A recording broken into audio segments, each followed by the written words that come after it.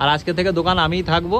পূজা একটু সাথ দেবে। আর পূজা সত্যি কথা বলতে সাথ না দিলে আমি হয়তো কোনোদিনও এত তাড়াতাড়ি সুস্থ হতে পারতাম না।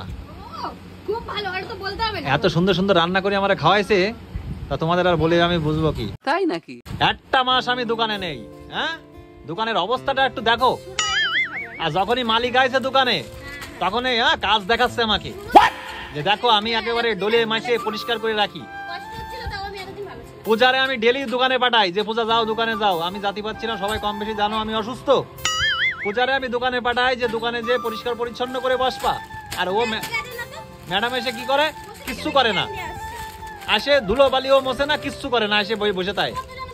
তাহলে এত কমপ্লেন কেন? এত আসার পরে এত কমপ্লেন কেন? কেন ভাগ্নেরে দিয়ে কাজ করাতে হবে? হ্যাঁ কেন তোমার এখন কাজ করতে হবে? এখন মালিক আমি এসে গেছি, এখন ভয়তে সব কুকুরাই যাচ্ছে, ভয়তে সব কুকুরাই যাচ্ছে। যে এইবার তো হয়েছে, হ্যাঁ সুন্দর করে মালপত্র গুছিয়ে একদম ফ্রেশ করে রাখবা, দোকান চকাচক করে রাখবা। কম বেশি বন্ধুরা জানো আমি বেশ কয়েকদিন বন্ধুরা বাড়ি ছিলাম না অসুস্থতার কারণে। এখন বাড়ি এসে গেছি, এখন থেকে হবে খেল। আর আমার ম্যাডাম শুধুমাত্র খালি দোকানে এসে বসে থাকে।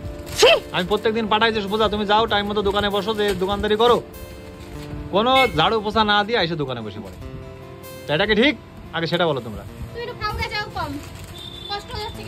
এতদিন পরে দোকানে আসলাম, এতদিন পরে দোকানে আসলাম, তো কিছু বলবো না তুমি? না গন্ডগোলটা বাঁধাবো না কেন? তোমার আমি প্রত্যেকদিন তো বলতাম যে পূজা একটু পরিষ্কার পরিচ্ছন্ন করে রাখবা। তুমি দেখো তো শার্ট গুলো নয় পরিষ্কার পরিচ্ছন্ন করে রাখেছে। এইদিকে শার্ট গুলো যা নতুন নতুন সব শীতের কালেকশন শার্ট, ঠিক আছে, খুব সুন্দর কম দামের মধ্যে আমার কাছে বন্ধুরা পেয়ে যাবা। শার্ট গুলো ঠিকঠাক করে রাখেছে, কিন্তু জিন্সের প্যান্ট গুলো সব থেকে দাম বেশি হয়। সেই জিনিসটাই আমি তোমাদের বলতে চাই। একটা জিন্সের প্যান্টের দাম কমসে কম 600 টাকা, 650, 700 টাকা জিন্সের প্যান্ট সবসময়। জিন্সের হ্যাঁ এটাই জিন্সের প্যান্ট সবসময় ধুয়ে রাখবা, বুঝলে পূজা? সরি মুছে রাখবা। হ্যাঁ ধুয়ে দিয়ে রাখ। আর সব 12টা বাজে জাগা মাছ সুন্দর করে কি ওই কোনার দিকে রেখে যেগুলো খালি। সত্যি কথা বলতে বন্ধুরা যাক দোকানটা সত্যি বিজনেসটা অনেকটা ডাউন হয়ে গেছে আমার। তোমরা কম বেশি জানো মালিক যদি দোকানে না থাকে তাহলে ব্যবসা বাণিজ্য হবে কি করে? কি করে হবে ব্যবসা বাণিজ্য? এই আজকে আমি দোকানে সবে বসলাম আজকে থেকে।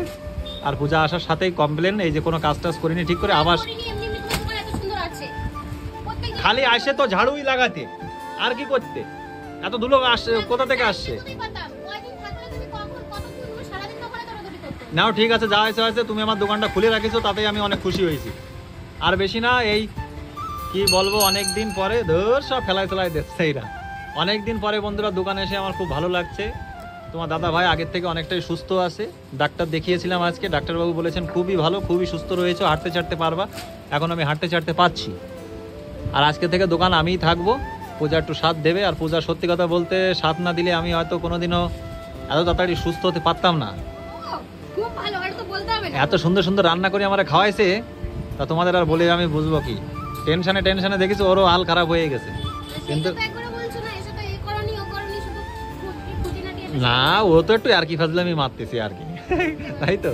খুব সুন্দর হয়েছে ভাগ্নে, খুব সুন্দর হচ্ছে। অমিতা আর পূজা দুইজনে যে আমার ভাগ্নে কম বেশি চেনো, আর আমার ভাগ্নি বর্ষারেও তোমরা চেনো কম বেশি। তা দুইজনে মিলেমিশে আজকে দোকানটারে পরিষ্কার করছে। আর আমি এখন থেকে বসবো। স্যার আমি এই যে বসে রয়েছি ঠ্যাং এই যে সোজা করে। ডাক্তারে বলেছে আস্তে আস্তে তুমি হাঁটতে পারবে বাবা, খোড়ায় খোড়ায় একটু হাঁটছি, কিন্তু আস্তে আস্তে ঠিক হয়ে যাবে। সবকিছু তোমাদের ভালোবাসা এবং আশীর্বাদ। তাহলে বন্ধুরা আজকের মতো বাই। হ্যাঁ পূজা এদিকে শোন, কিছু বলবি? আর লাস্ট কিছু তো বল। সবাইকে মানে সবাই অনেক অনেক আশীর্বাদ করেছে, কামনা করেছে দাদা ভাই সুস্থ হয়ে যাবে।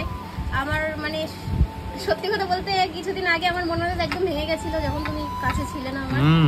এখন সুস্থ হয়ে গেছো, একটু ভালোভাবে থাকো, আমার সাথে ঝগড়াটা কম করো। হ্যাঁ সে তো বটে, ঝগড়া হবে না, ঝগড়া হবে না। যাই হোক বন্ধুরা সবাইকে বুক ভরা ভালোবাসা। তোমাদের ভালোবাসায় আমি সুস্থ হয়েছি, আর একটু সুস্থ হতে চাই, তাও তোমাদের ভালোবাসাই সবকিছু। লাভ ইউ গাইস, ভালো থেকো সবাই।